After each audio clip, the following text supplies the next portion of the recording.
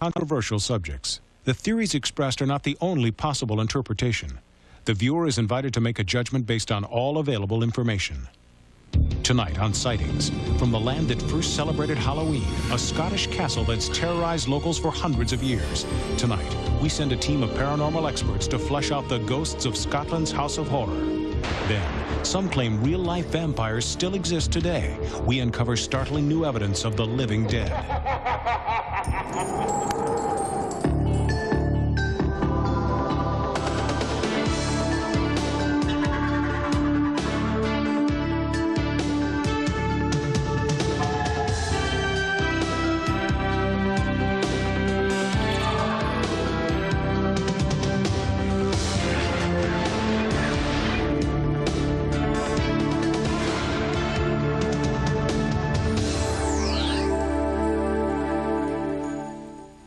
Welcome to a special Halloween edition of Sightings. I'm Tim White.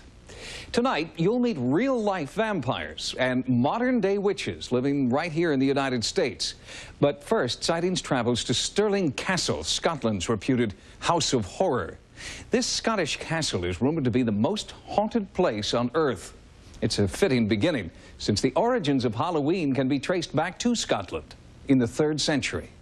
Scotland, Ireland, and Great Britain were home to the Druids, an ancient people who began the celebration of the holiday we now call Halloween. The Druids believed that Halloween, actually New Year's Eve by their calendar, was the one night of the year when spirits, both good and evil, were allowed to roam the earth.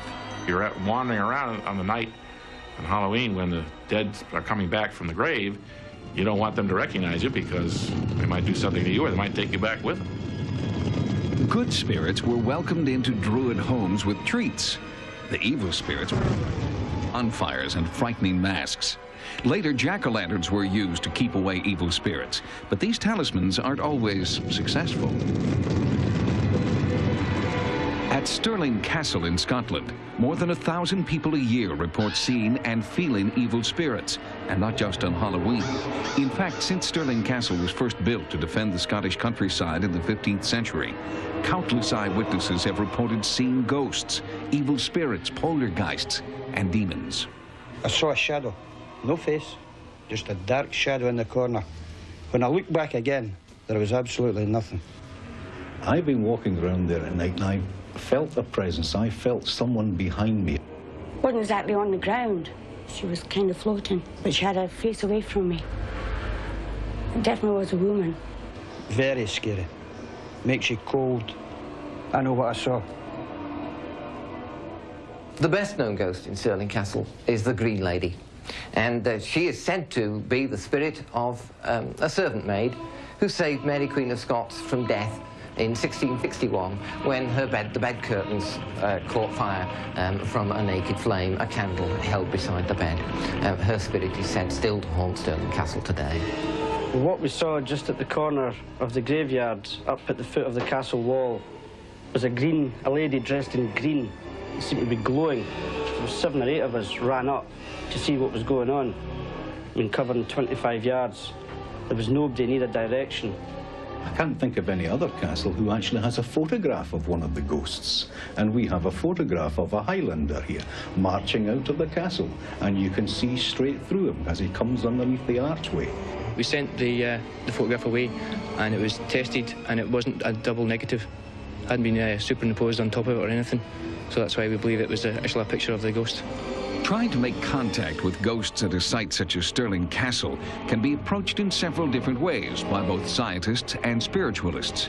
We brought 2 separate investigative teams to Stirling, each operating independently but both with the same end in mind: tangible evidence of at least some of the 100 ghosts rumored to live here. Internationally respected psychical researcher Tony Cornell came to Stirling from Cambridge, searching for scientific evidence. One thing about the whole psychic field is it's full of contradictions. You can go to one case and say, oh, this is absolute rubbish. This is imagination. This is nonsense. You go to another one and you get a pearl of information. You say, well, we can't ignore this. So I should think, really, I'd say there are such things as ghosts. I've never seen one. I'd very much like to see one. Perhaps I might see one tonight. You never know. Tony Cornell asked London's premier spiritualist medium, Glyn Edwards, to help him choose a good location for an overnight surveillance. There's something here. There's definitely something here. Here? What about over here? Not so much here. Not so much here. When we go out on an investigation, the kind of equipment we're taking is purely simply to confirm the physical presence of it. Is it in the mind of the person, or is it a real physical object? So what we do is we take equipment that will record any changes in the physical environment. Sound, sight, heat, geomagnetic changes, any form of electrical change, because we don't know what makes these things occur. So we want to know, if we leave this stuff behind, do ghosts then appear, or do they only appear because there's a human being there? Well, this is the kind of thing that we want to confirm with the instrumentation.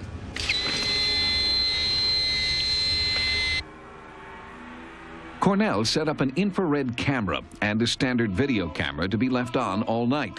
The next day, the video revealed nothing extraordinary, but the audio portion was startling.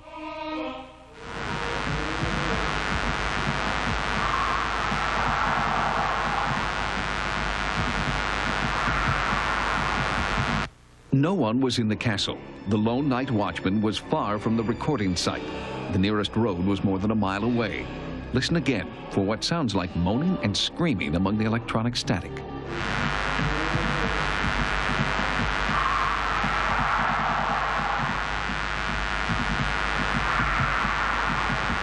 Could these be the ghostly voices of Stirling Castle's tortured dead? 2 days after the haunting sounds were recorded, Sightings brought in a second team, comprised of psychics and headed by paranormal researcher Malcolm Robinson. They hoped to find additional evidence of ghost activity. Their investigation took place near the recording site in the castle's old prison, called the Toll Booth. We go along and investigate these cases, speak with the people involved to ascertain if indeed there are something of a psychic nature happening. This group of psychic investigators uses a controversial and often dangerous technique called spirit rescue. In a rescue, the psychics attempt to become temporarily possessed by any spirits that may be present. They believe the tortured spirits inside them can then be released into another dimension. On this night, world-renowned psychic Rosemary Todlin claimed one ancient tortured spirit had entered her body. They were attacking me, they were bringing me back, they were attacking me, they were bringing me back. Rosemary appeared to be speaking as a centuries-old prisoner who had been tortured in Stirling Castle. While she was in her trance, other psychics attempted to liberate the supposed spirit from her and rid it from the castle.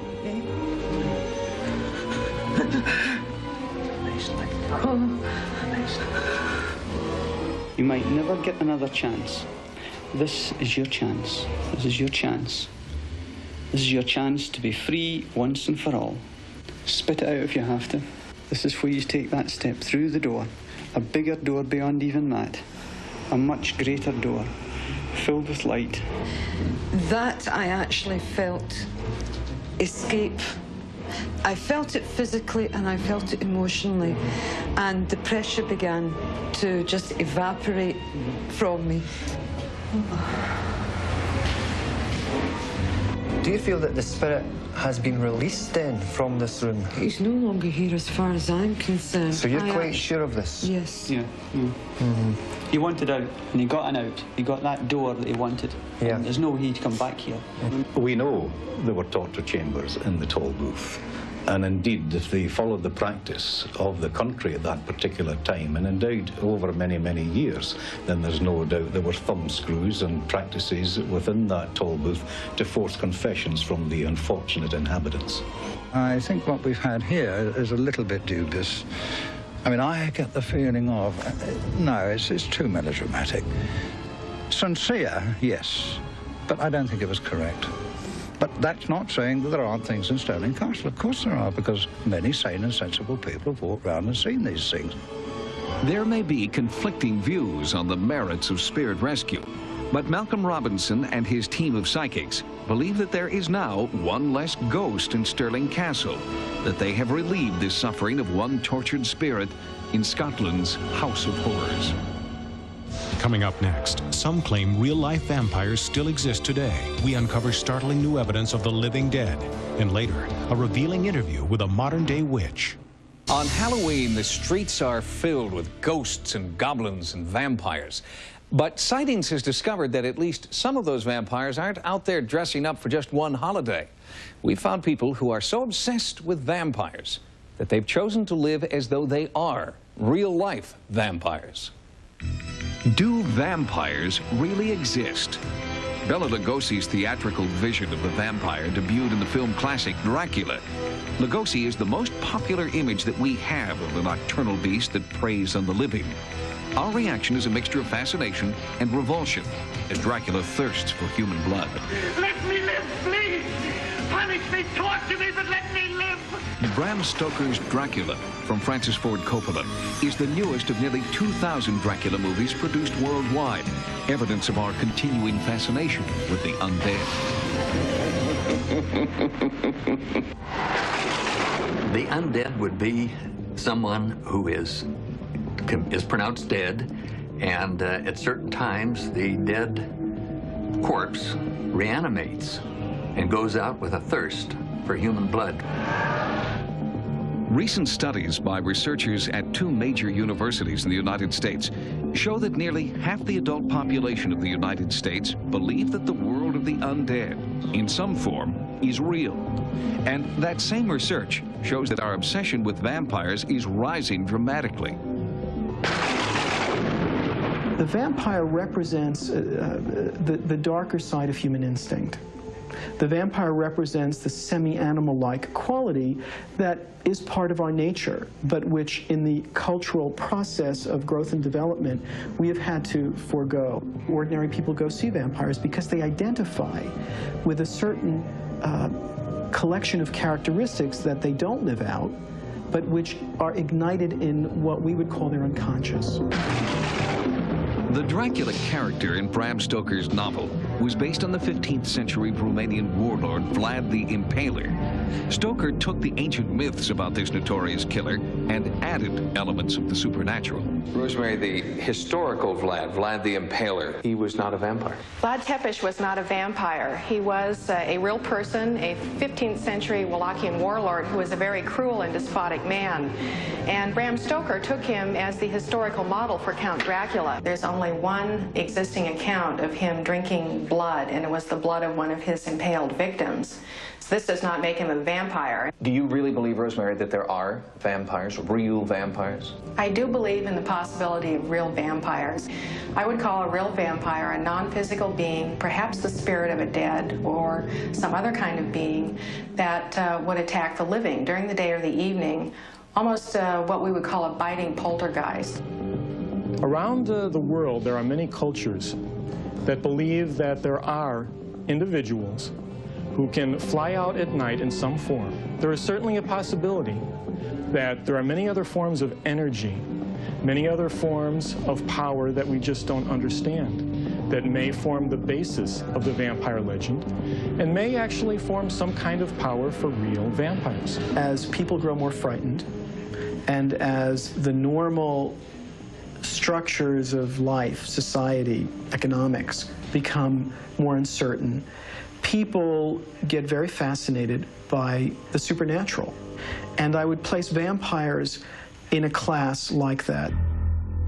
Sightings has discovered a subculture of people who worship and emulate the vampire lifestyle. Are these self-proclaimed vampires true devotees, or do they merely have a morbid fascination with death? There's a growing body of evidence to suggest that these modern-day vampires may do more than simply pose as blood-drinking members of the undead. I believe in another type of vampire I call the living vampire. They'll go around attacking people, biting them on the neck, and drinking their blood. And to my way of thinking, they're every bit as dangerous as the old legendary type vampire. In Chicago, Sightings met one member of the vampire subculture who insists he is a real-life vampire. Most people consider me a vampire because I'm a blood drinker. I use blood to ensure my immortality in this world. Vlad is a very interesting vampire. He's not quite like any other vampire that has ever contacted me or that I've ever studied. Vlad believes that there is a special kind of reaction he gets from the small amounts of blood that he takes. Blood has a lot of powerful symbolism and has since ancient times. It's the life force, and anytime you consume the life force, then you enhance your own vitality. And blood also has an erotic aspect to it as well. I feel Vlad may very well be getting some kind of special insight, some kind of special feeling from blood. Did any of the people you spoke with claim to be dead people who were kept alive by drinking blood? None. In fact, almost all of them apologized for not being dead. Vlad's lifestyle may seem more theater than reality, with his $1,000 handmade porcelain fangs and sculpted coffin. But the practice of blood drinking is not an act. Vlad believes it's proof of his commitment to vampirism. But to outsiders, it appears as nothing more than a desperate attempt for attention. What I do and why I've done it is my, I really don't care if any of you believe it or not. That's your problem. Our long-standing fascination with vampires is well documented, but few people have carried out their fascination, drinking blood and living as vampires. What sends someone over the edge? Is it simply a need to stand out from the crowd? A deep-rooted desire for immortality? Or an unnatural need to participate in a world of evil? To dream about vampires, to be attracted to vampires, for the culture to thrill to the idea of vampires is simply nature.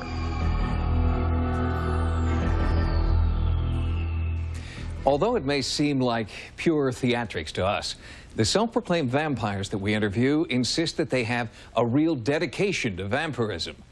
Behavior experts argue that their dedication could be masking a psychological disorder, and they're asking the question, what deep need are people like these fulfilling by drinking blood and living as vampires?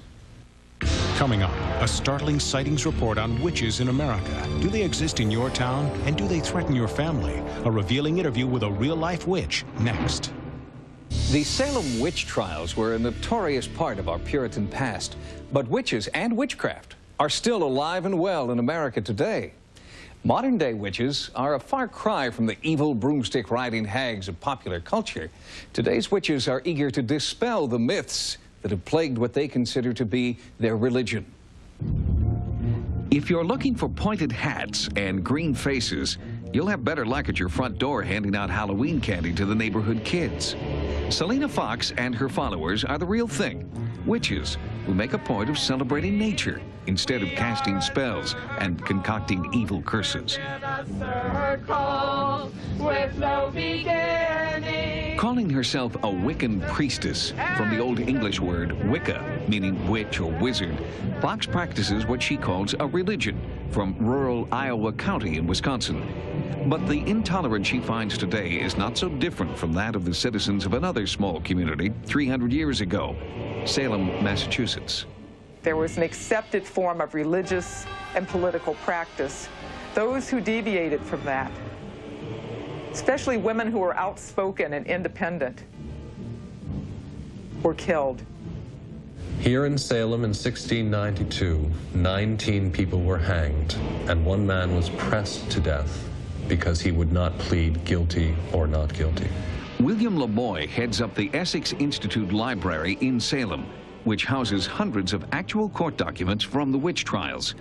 Based on weak testimony supplied by hysterical witnesses, over 200 citizens of Salem were accused of being witches.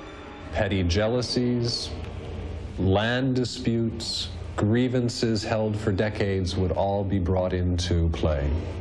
I think the underlying context for what happened was fear. When fear is the fundamental emotion, you can expect irrational behavior. And when you get a group acting irrationally, watch out. Joining us now from her farm in Black Earth, Wisconsin, is Selena Fox, a modern-day witch who prefers to be called a Wiccan minister. Selena, welcome to Sightings. Thanks, Tim. Happy Halloween. And happy Halloween to you, too. Selena, do you mind being called a witch? I've used the word witch to describe myself and my practice of Wiccan spirituality, but I also use some other terms that are perhaps more specific about what I do. Wiccan minister is one, nature priestess is one, and those terms are more specific about the kinds of things that I'm involved in, which is spiritual ministry. What do you think is the biggest misconception that most folks have about witches like you? We are not involved with Satanism or the practice of evil. This is against our values, our ethics. Certainly back in the early days in Salem, witches were persecuted. Does that persist? Is there persecution now? Persecution has not ended in America and other parts of the world for people that are involved not only in witchcraft, but other nature religions. I would like to see persecution and intolerance against our people end.